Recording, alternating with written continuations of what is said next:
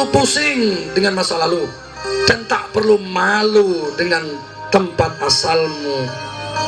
Jika kau mau, pintu Allah akan dibuka untukmu. Kau bisa menjadi laksana bunga teratai yang tinggal di air yang kotor, namun mekar mengagumkan.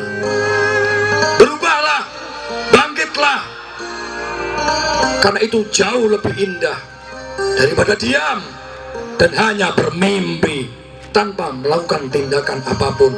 Ingatlah, jika semua yang kita inginkan, jika yang kita kehendaki terus bisa kita miliki, terus dari mana kita mau belajar ikhlas?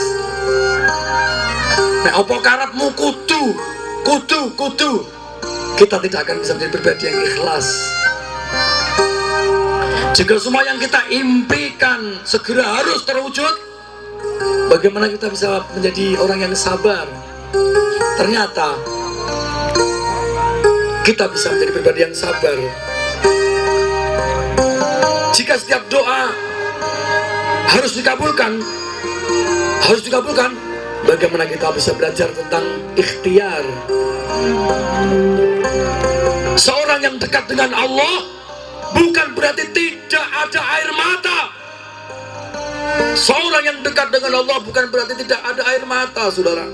Seorang yang tekun berdoa bukan berarti tidak ada masa-masa yang sulit.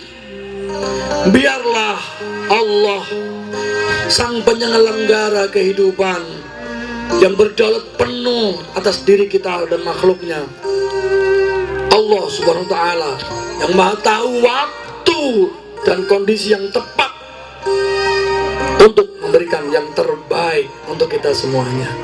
Tetap semangat, tetap bersyukur, tetap sabar, ikhlas, dan berdoa, karena kita semua sedang kuliah di universitas kehidupan.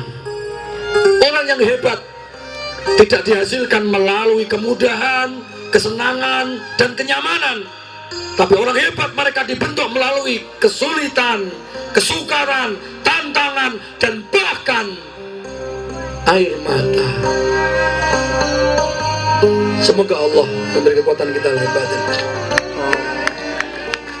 Kita punya kekuatan, kepercayaan, true belief to Allah, kesungguhan, kepercayaan dan keimanan kita, itulah menjadi alat kita, modal kita, insya Allah membuka pintu rahmat Allah.